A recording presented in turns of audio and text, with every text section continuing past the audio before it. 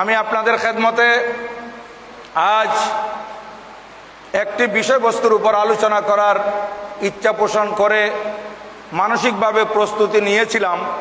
সেই বিষয়টি হচ্ছে ইমামে আহলে সুন্নাত আলা হজরত আজিমুল বরকত শাহ মাওলানা ইমাম আহমদ রাজা খান ফাজলে বরলভি আফগানি কান্দাহারি পরহেজি রাদিয়াল্লাহু তাআলা আনহুর সওয়ানে হায়াত, ওনার জীবন কর্ম কারামতের উপর আলোচনা করার ইচ্ছা পোষণ করেছিলাম। যেহেতু এই সফরুল খায়ের শরীফের 24শে সফর 25শে সফর দিনের বেলা হুজুরের ইন্তেকাল হয়েছিল, কিন্তু গতকাল আমার সেই সাবজেক্ট আমাকে পরিবর্তন করতে হলো। যেহেতু আপনারা জানেন সারা বাংলাদেশের মধ্যে বেশ কয়েকটি জেলা উপজেলা পানির নিচে একেবারে তলিয়ে গেছে। মানুষের আর্তনাদ, অসহায় মানুষের সাহায্যের আকুতি, ক্ষুধার্ত মানুষের আহার চাওয়া, আশ্রয়হীন মানুষ আশ্রয় চাওয়ার জন্য যখন বেকুল হয়ে আছে, এই সময় আমাকে তাদের পক্ষে যদি কথা না বলি, এটা মানবতার এবং মানবিকতার খেলাফ হয়। তাই আমি গত রাত থেকে হাদিসে পাকগুলো একত্রিত করেছি, কোরআনুল করিমের আয়াত একত্রিত করেছি। অসহায় মানুষের সহায় হওয়া, অসহায় মানুষকে সাহায্য করা এবং দুর্গত মানুষের পাশে দাঁড়ানোর কি ফজিলত আল্লাহ সুবহানাহু ওয়া তাআলা এবং তার প্রিয় হাবিব সাল্লাল্লাহু আলাইহি ওয়াসাল্লাম আলোচনা করেছেন, সে নিয়ে আজকে আপনাদের খেদমতে কিছু বয়ান করতে হয়। আপনাদের মধ্যে অনেকেই আমার সাথে একমত হবেন যখন আপনারা ফেসবুকের মধ্যে, চ্যানেলের মধ্যে, বিভিন্ন ইলেকট্রনিক মিডিয়ার মধ্যে এই মানুষগুলোর অসহায়ত্ব দেখতেছেন। এই মানুষগুলো ঘর দুয়ারে আছে, দোকানপাটে আছে, হঠাৎ করে দেখতে দেখতে পানি তাদের হাঁটু পরিমাণ, দেখতে দেখতে কোমর সমান, দেখতে দেখতে গলা সমান, দেখতে দেখতে মাথার উপরে পানি উঠে গেছে, তখন এদের কি অবস্থা হয়? আমাদের দেশে অনেক মানুষ সাঁতরাতে জানে না। এ সাঁতার শিক্ষা করা, এটাও হাদিসে পাকের মধ্যে আছে। আপনারা সন্তানদেরকে সাঁতার শিক্ষা দিবেন, আর এখানে সাঁতার জানলেও তো কোনো কাজ হচ্ছে না। পানির যে স্রোত, এই স্রোতের বিপরীতে আপনি সাঁতরাইয়ে কুল পাওয়া, এটা বড় দুষ্কর। অনেক মানুষ পানিতে ভেসে গেছে এবং এই মানুষগুলো এত অসহায় হয়ে গেছে, কোনো মানুষ মারা গেছে, তাদেরকে দাফন করার মতো মাটি পাচ্ছে না, পানির মধ্যে ভাসিয়ে দিতে হচ্ছে। কালকে এগুলো দেখে দেখে আমার নিজের অজান্তে চোখের পানি কখন গড়িয়ে পড়তেছে আমিও বুঝতে পারি নাই। হয়তো অনেকের চোখের পানি পড়েছে, বুক কেঁপে উঠেছে, গায়ের মধ্যে শিহরণ এসেছে। এমন পরিস্থিতি গতকাল আমাদের চোখে দেখেছি। আমাদের দেশের ভাইদের করুণ অবস্থা। এক ছেলে দেখলাম তার বৃদ্ধ মাতাকে নিয়ে কোনো রকমে পানি ভেঙে আশ্রয়স্থলে গেছে, সাইক্লোন সেন্টারে গেছে, মাকে রেখে বৃদ্ধ বাবাকে নিয়ে আসবে, সেই সময় পানি দেয় নাই। সে পানি তার ঘরের চালের উপর উঠে গেছে। এখন সে আইসা চিনতে পারতেছে না তার ঘর কোনটা। তার বাড়ি কোনটা। কারণ যখন কমপক্ষে ঘরের ছাদ দেখা যাবে, চাল দেখা যাবে, তাইলে আপনি বুঝতে পারবেন এটা আপনার ঘর। কিন্তু পানির নিচে যদি সব তলিয়ে যায়, আপনি কেমনে নির্ণয় করবেন? এই করুণ অবস্থা। মানুষ বাঁচার জন্য একটা খড় চেষ্টা করে বাঁচার, কিন্তু সেই উপায়ও তাদের কাছে ছিল না। গতকালের করুণ দৃশ্য, তাদের জন্য আমরা দোয়া করা ছাড়া আমাদের আর কোনো উপায় নাই। শুধু তাই নয়, একদিকে আমরা দোয়া করব, আজকে জুমার নামাজের পর আমি আবেদন করব, কেউ যাবেন না, আখিরি মোনাজাতে তাদের জন্য বিশেষ দোয়া হবে। এই কথা মনে করব না আমরা যে তারা বন্যা কবলিত, আমরা তো ভালো আছি। আজকে আপনাদেরকে আল্লাহ পাক সুবহানাহু ওয়া তাআলা ভালো রেখেছেন, আপনারা সুস্থ আছেন, নিরাপদে আছেন, তাই আজকে জুমার নামাজ আদায় করতে আসছেন। আপনাদের ভাইয়েরা বন্যা দুর্গত এলাকায় যারা আছে, তারা আজকে জুমার নামাজও আদায় করতে পারবে না। কারণ মসজিদও তো পানির নিচে তলিয়ে গেছে, নামাজ তারা কোথায় পড়বে? এবং যেখানে আশ্রয় নিয়েছে, মনে করেন একটা গ্রাম, একটা মহল্লা, একটা ইউনিয়নের মধ্যে কয়টি প্রতিষ্ঠান আছে, কয়টি মসজিদ আছে, কয়টি 2 তলা 3 তলা ঘর আছে। এমনও দেখলাম ফেসবুকের মধ্যে আর্তনাদ, ভাইয়েরা আমাদেরকে উদ্ধার করেন, আমাদের 2 তলা ঘর পর্যন্ত পানির নিচে চলে গেছে, আমরা ছাদের উপর। আমি এইরকম 91 তুফানের মধ্যে, 91 ঘূর্ণিঝড়ে, 91 তুফানও এরকম করুণ অবস্থা দেখি নাই যে 2 তলার উপরে পানি উঠছে। দেখেন, 2য় তলার উপরে যদি পানি উঠে, তাহলে আপনি মিনিমাম একেবারে 18 থেকে 20 ফুট পানি। তাইলে চিন্তা করে দেখেন, আমরা বলি কিয়ামতের নমুনা, আসলে কিয়ামতের তুলনা করলে এগুলো সামান্য। কিয়ামতের ভয়াবহতা তো আরো কঠিন হবে।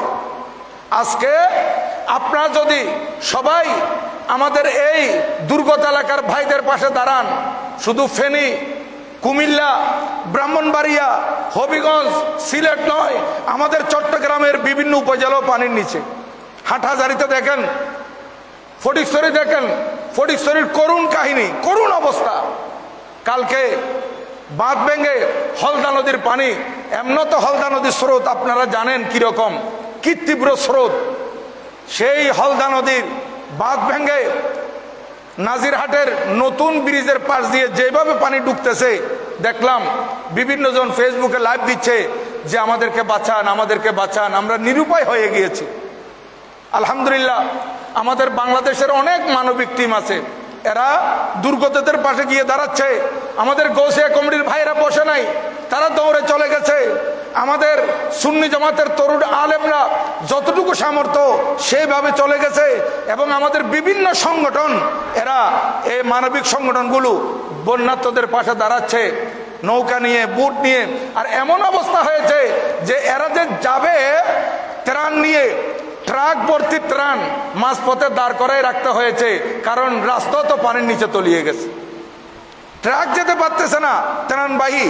আপনি যাইতে না পারলে খানাগুলো তাদের কাছে কেমনে পৌঁছাবেন?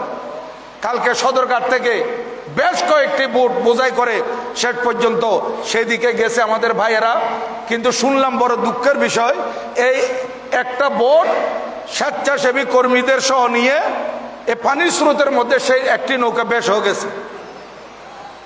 এরা গেছে সাহায্য করার জন্য। এখন এরা সাহায্য করা তো দূরের কথা, এদের নির্মম পরিহাস, এদের কি অবস্থা হয়েছে, এদেরকে এখনো খোঁজও পাওয়া যায়নি। আর পানির এত তীব্র স্রোত, পানির মধ্যে পড়লে উঠার কোনো উপায় নাই। তাই আমি আপনাদের খেদমতে আরজ করব, সবাই যার যতটুকু সামর্থ্য আছে আজকে আপনারা হাত বাড়াই দিবেন সবার জন্য, সহায়তার হাত।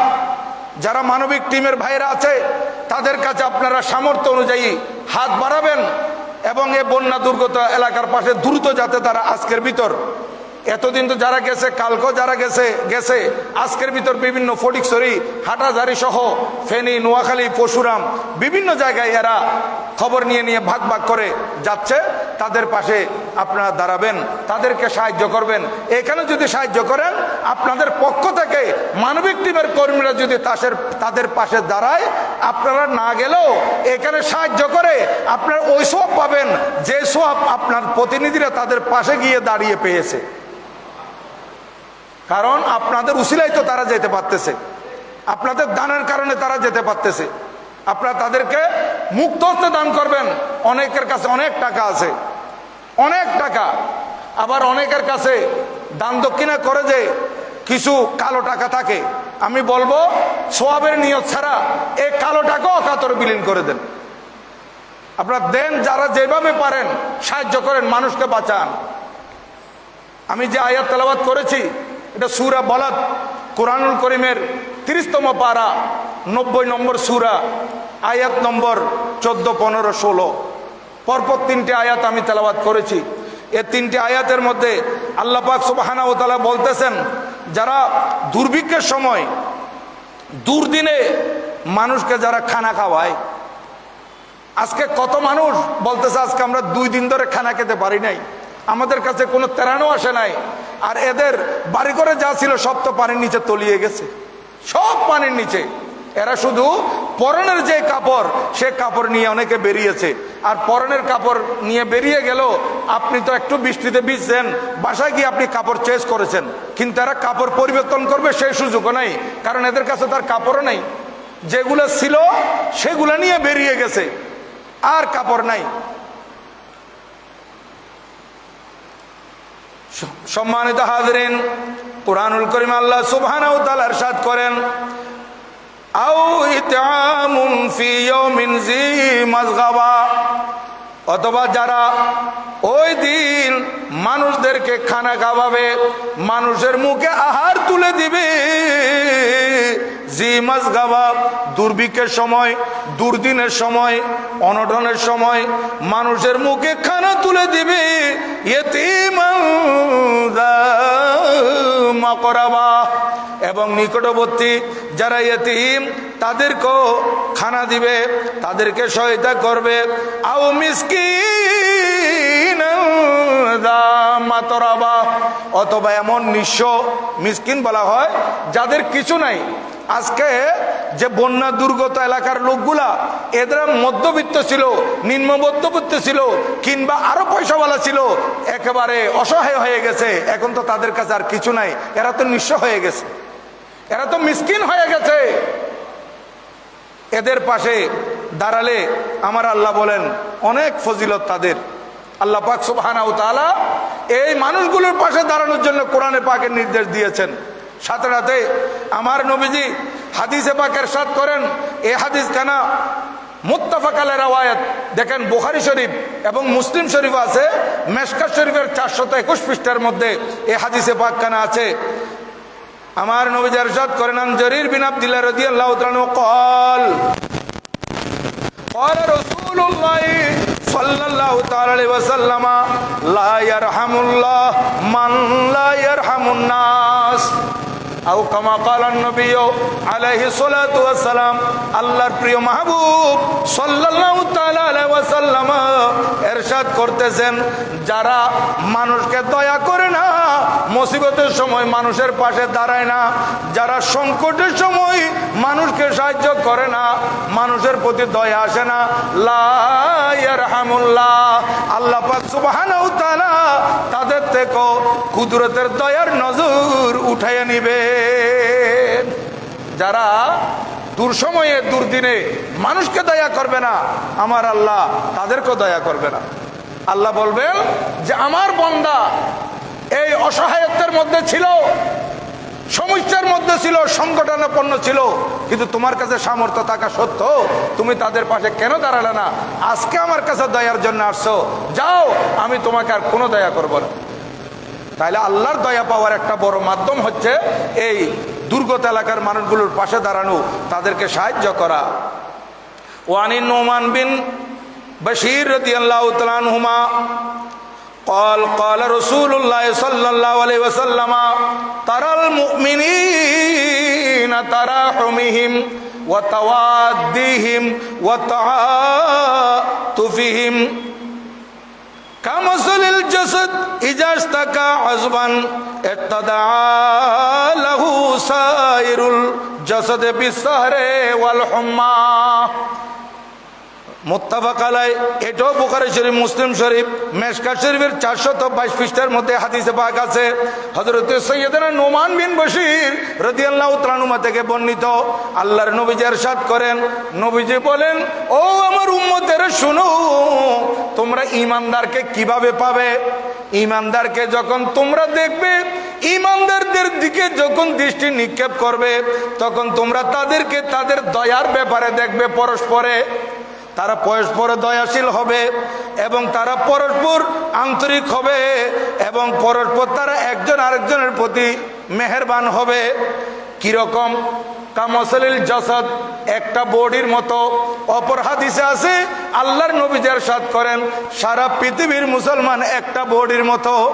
যেমন আল্লাহর নবী ইরশাদ করেন, যখন বডির কোন একটা অঙ্গের মধ্যে শাকায়েত হয়, কোন একটা অঙ্গের মধ্যে কষ্ট আসে, কোন একটা অঙ্গ যদি ব্যথিত হয়, এই ব্যথার কারণে সারা শরীর ব্যথিত হয়ে যায়।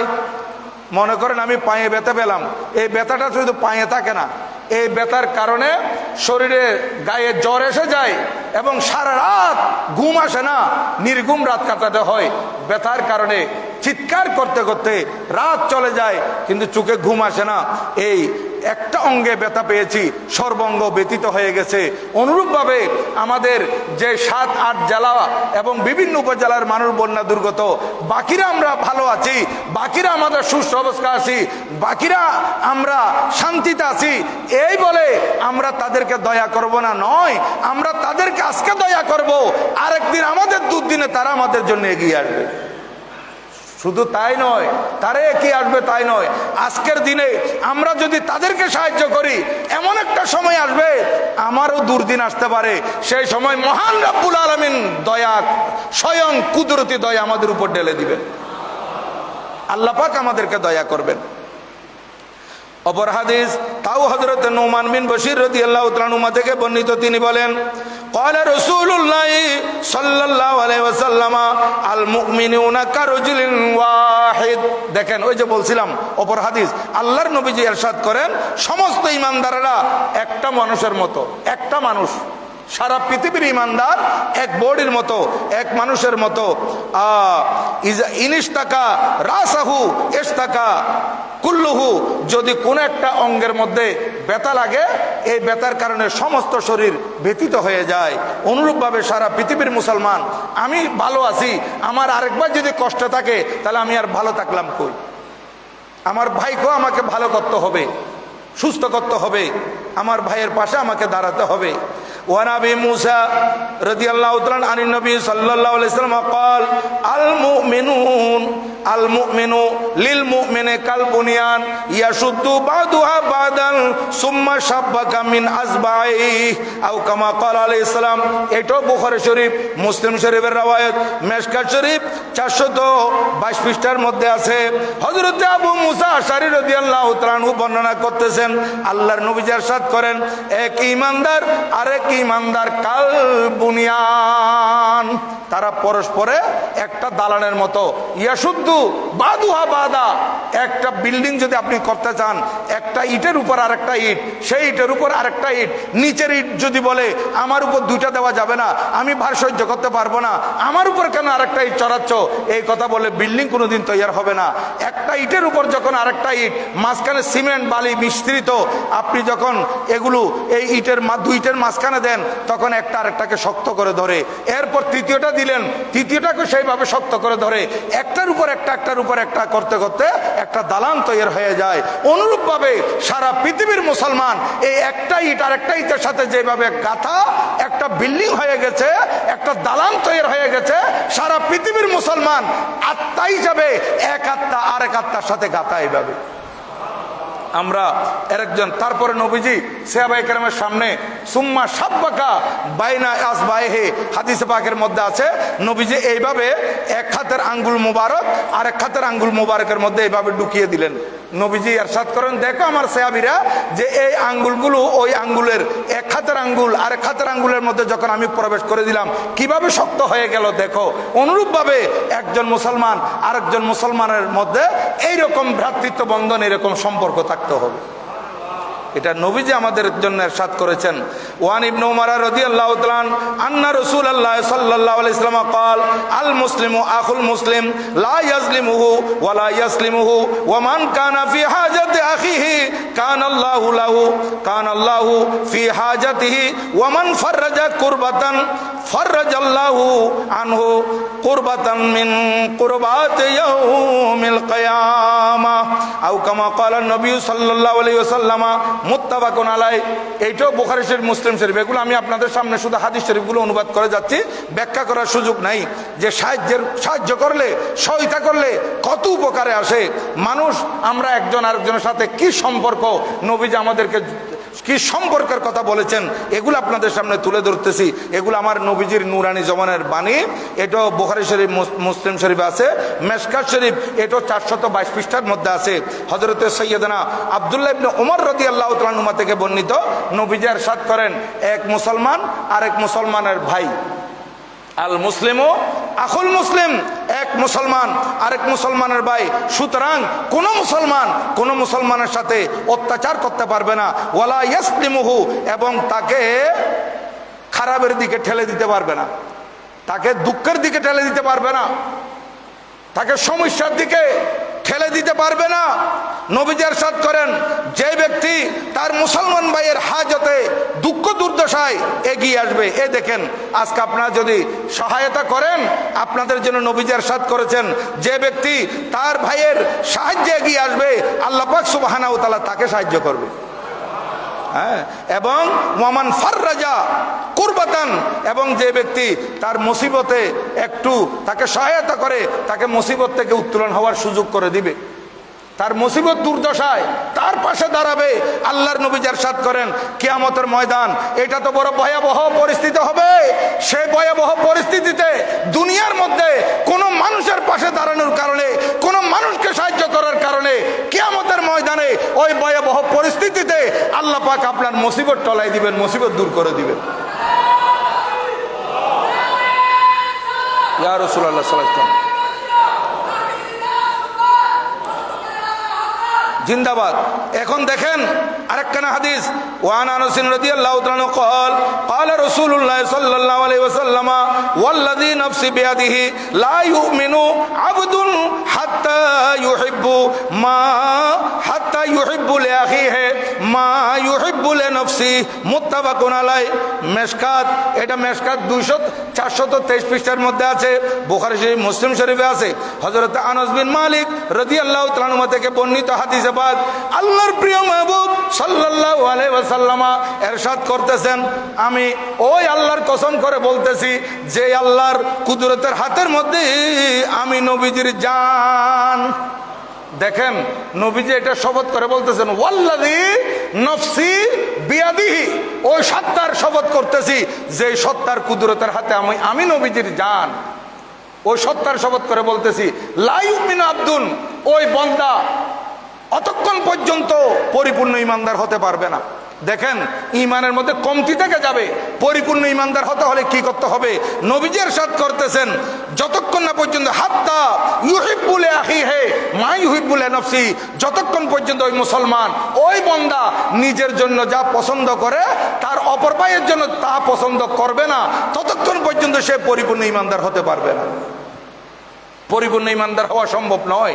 তাহলে আমরা যদি পরিপূর্ণ ইমানদার হতে চাই, আমরা শান্তিতে আছি, আমাদের কতগুলো ভাই অশান্তিতে আছে, তাদের পাশে আমাদেরকে অবশ্যই দাঁড়াতে হবে, তারপর আমরা পরিপূর্ণ ইমানদার হতে পারবো। এটা আল্লাহর নবীজি ইরশাদ করেন, নবীজির বাণী। দেখেন, আল্লাহর প্যারা মাহবুব সাল্লাল্লাহু আলাইহি ওয়াসাল্লাম আরো ইরশাদ করতেছেন, وعن عبد الله بن عمر رضي الله تعالى عنهما قال قال رسول الله صلى الله عليه وسلم الراحمون يرحمهم الرحمن ارحموا মান ফিল আরদে ইয়ারহামুকুম মান ফিস সামা আও কামা ক্বালা নবী আলাইহিস সালাতু ওয়াস সালাম। আল্লাহর নবী ইরশাদ করেন, এই হাদিসে পাক আবু দাউদ শরীফ 86টার অন্যতম কিতাব, 6টা হাদিসের উল্লেখযোগ্য কিতাবের অন্যতম একটি কিতাব আবু দাউদ শরীফ, এবং আরেকটি 86টার কিতাব তিরমিজি শরীফ, এবং মেশকাত শরীফ 423 পৃষ্ঠার মধ্যে আছে। আল্লাহর প্রিয় মাহবুব সাল্লাল্লাহু আলাইহি ওয়াসাল্লাম ইরশাদ করেন, আর রাহিমুন, যারা দয়াবান। আজকে ওই দুর্গত মানুষদের সিন দেখে দেখে, দৃশ্য দেখে দেখে এরা কাঁদতেছে। অনেক মানুষ ঘরের মধ্যে, অনেক মা বোনেরা কাঁদতেছে। হ্যাঁ, আমি দেখলাম একজন সাঁতরাই আইসা কোন রকমের কুল ধরার জন্য চাচ্ছে, কিন্তু সে কুল কিনারা উপরে উঠতে পারতেছে না, আবার পানির স্রোত তাকে বেশি নিয়ে যাচ্ছে। সে চিৎকার করে বলতেছে, ইন্না লিল্লাহি ওয়া ইন্না ইলাইহি রাজিউন, বলতে বলতে পানিতে ডুবে গেছে। এগুলো দেখলে তো আপনি কেমনে না কাঁদতে পারবেন? কিভাবে আপনি সহ্য করতে পারবেন? আর রাহিমুন, আল্লাহর নবীজি বলেন, যারা দয়াবান ইয়ারহামুহুমুর রহমান, আল্লাহ তাদেরকে দয়া করে। দয়াবানদের প্রতি আল্লাহ পাক দয়াশীল। শুধু তাই নয়, এই জন্য নবীজি ইরশাদ করেন, ইরহামু মান ফিল আরদ, তোমরা জমিনবাসীদেরকে দয়া করো, ইয়ারহামুকুম মান ফিস সামা, আসমানের মালিক তোমাদেরকে দয়া করবে। আমরা যদি আজকে তাদের পাশে দাঁড়াই, আল্লাহ পাক আমাদেরকে সাহায্য করবেন।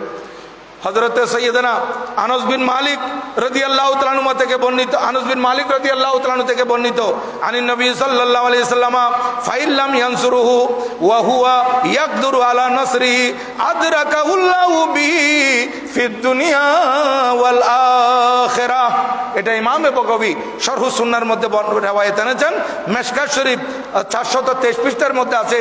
হযরত আনাস বিন মালিক রাদিয়াল্লাহু তাআলা থেকে বর্ণিত, নবীজি ইরশাদ করেন, কোন মানুষ তার কাছে সাহায্য করার ক্ষমতা আছে। খুব বুঝে নিবেন, আজকে আপনারা যদি কেউ কার্পণ্যতা করেন, তাহলে আপনারা সুন্দর করবেন না।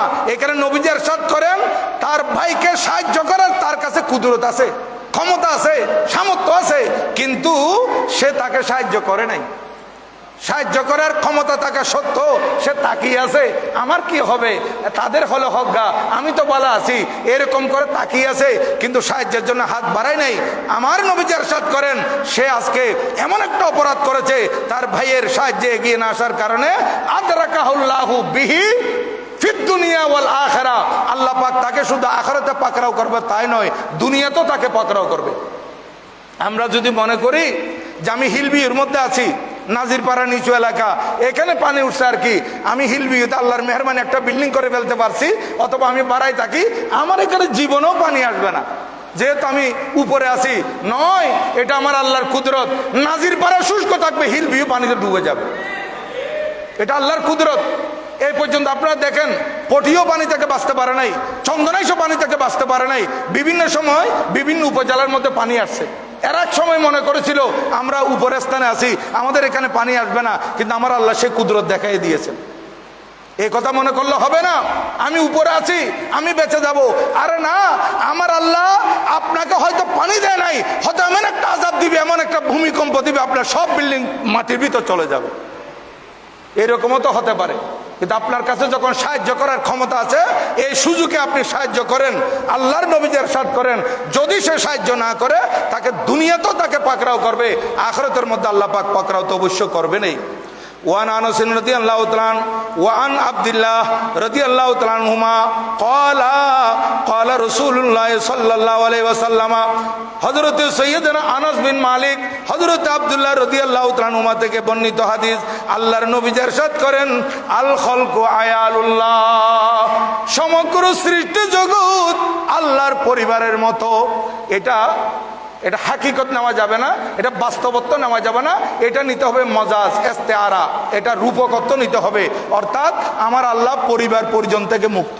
লাম ইয়ালিদ ওয়ালাম ইউলাদ, আল্লাহ পাক কারো থেকে জন্ম নেন নাই, আল্লাহ পাক থেকে কেউ জন্মগ্রহণ করে নাই, সুতরাং পরিবার থেকে। কিন্তু নবীজি ইরশাদ করেন, আমাদের মধ্যে উদাহরণ দিচ্ছেন যে সমগ্র সৃষ্টি আল্লাহর পরিবার তুল্য। কিরকম? যেমন তোমরা তোমাদের পরিবারের সুখ শান্তি চাও, নবীজি ইরশাদ করেন যে আমার পরিবারে আমি কর্তা, তাহলে আমার ছেলে, আমার বিবি, আমার বোন, আমার ভাই সুন্দর চলুক, ভালো চলুক, ভালো খানা খাক, এটা তো আমি চাই। তাহলে সুতরাং আমার আল্লাহর সৃষ্টিও এইভাবে সুন্দর থাকো, এটা আল্লাহর কুদরতের ইচ্ছা। এই জন্য নবীজি বলেন, তোমরা যেমন তোমাদের পরিবারকে সুখ শান্তির দিকে লক্ষ্য করো, তাহলে আল্লাহর যে পরিবার, আল্লাহর পরিবার মানে আল্লাহর সৃষ্টি, আল্লাহর এই মখলুক, এরা কষ্টের মধ্যে আছে, তুমি তাদের পাশে দাঁড়িয়ে যাও। এটা নবীজির হাদিসে পাক। আর যদি এই পাশে দাঁড়াতে পারি তাহলে কি হবে? নবীজি ইরশাদ করেন, ফাহাব্বুল খালকি ইলাল্লাহ, সৃষ্টি জগতের মধ্যে যত মানুষ আছে এই মানুষগুলোর মধ্যে সবচাইতে উত্তম মানুষ কারা? আল্লাহর প্রিয় মাহবুব সাল্লাল্লাহু আলাইহি ওয়াসাল্লাম ইরশাদ করেন, উত্তম মানুষ ওরাই যারা মান আহসানা ইলা আয়ালিহি, আল্লাহর সৃষ্টি মানুষ যেগুলো দুর্গত এলাকায় আছে, যারা সমস্যা আছে, যারা পানিবন্দী আছে, যারা অসহায়ত্বের মধ্যে আছে, তাদের পাশে দাঁড়ালে ওই সমস্ত মানুষ হচ্ছে আজকের দিনের জন্য আল্লাহর কাছে সবচাইতে শ্রেষ্ঠ মানুষ। তা আপনারা অবশ্যই শ্রেষ্ঠ মানুষ হতে চাইবেন, তাই আমি আপনাদের খেদমতে আরজ করব, আপনারা প্রত্যেকে আজকে আমাদের এই জামিয়ার সিনিয়র ছাত্র যারা আছে, এরা রাত্রের ভিতর যাওয়ার জন্য চেষ্টা করতেছে বিভিন্ন জায়গায়, এরা আপনারা বাইরে এরা দাঁড়াবে, আপনারা এদেরকে সাহায্য করবেন, নগদ টাকা দিলে আপনারা, তাহলে এরা শুষ্ক খাবার কিনে নিতে পারবে এবং কিছু কাপড় চোপড় নিতে পারবে, ছোট ছোট বাচ্চাদের জন্য প্রয়োজনীয় আসবাবপত্র কিনে নিয়ে যেতে পারবে, নগদ টাকাও দিবেন।